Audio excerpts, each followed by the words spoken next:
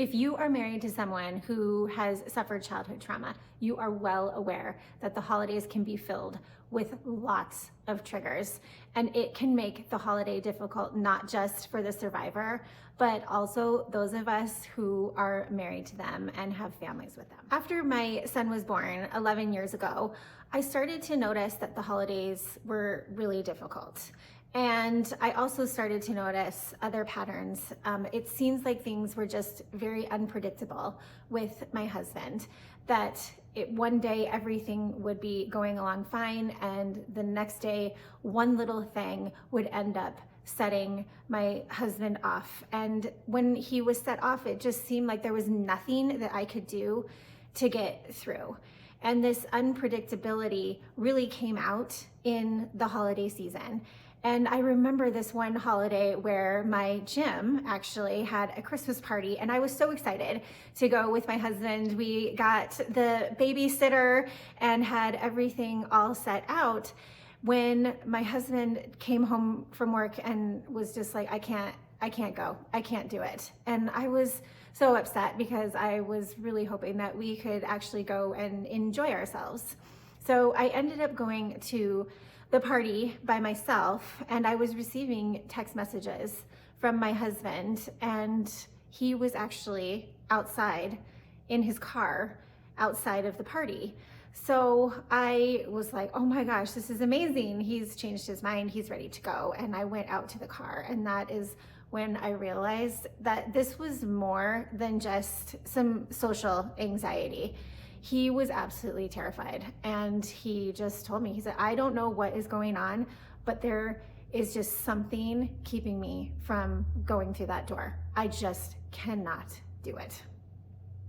And that was the first experience that made me start thinking, oh my gosh, I think there might be something more going on here. I noticed this difficulty not only with big Christmas parties and events, but I also noticed them when I was planning holiday activities to do as a family. So we would plan for that weekend where we would go and get the Christmas tree, we would decorate cookies, we would do game night, all those things that I used to love to do as a kid, wrap the presents, all those fun things. And I noticed that most of the time, my husband was just not able to participate.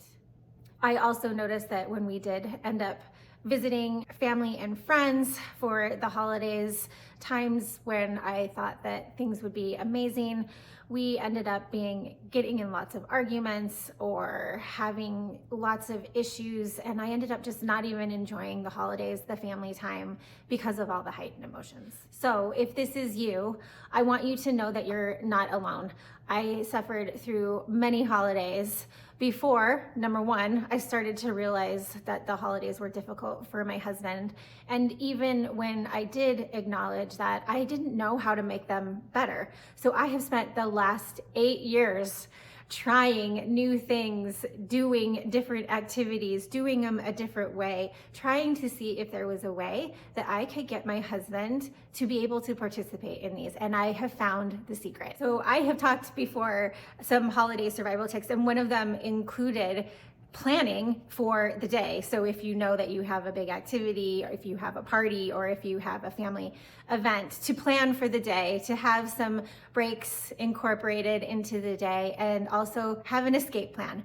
But when it comes to those family activities, I actually have different advice, and that is to not make a plan. Because of the unpredictability of my husband's emotion to the holiday, I found that if I said to my husband, hey, this Saturday, do you want to go and get the Christmas tree and do the decorating?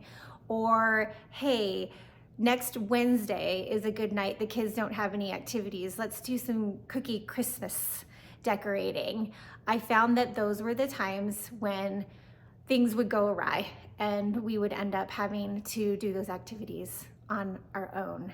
So what I figured out is to not plan and to wait for a good day. So now I buy all the cookie decorating materials, I get all the gift wrapping items together, and I wait. I wait for a day when my husband comes home, the kids don't have any activities, and we are all in a great mood. And that's when I suggest, hey, let's go get the Christmas tree tonight. I wait for a weekend where it seems like the morning went really great, everybody's happy being together, and I suggest, hey, do you guys want to do Christmas decorating this afternoon? So that is my secret, to wait for the best time to do those activities. So you're planning to do them, you're just not planning for the exact date and time, and you're waiting for those awesome opportunities, and that is when I have been able to have my most joyous experiences with my husband and family.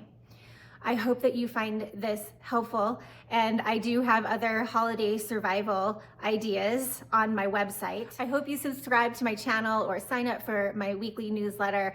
I am on a mission to help those of us wives who are in a marriage with someone who suffered childhood trauma so that we can demystify the experiences that we are having on a daily basis and be there for each other.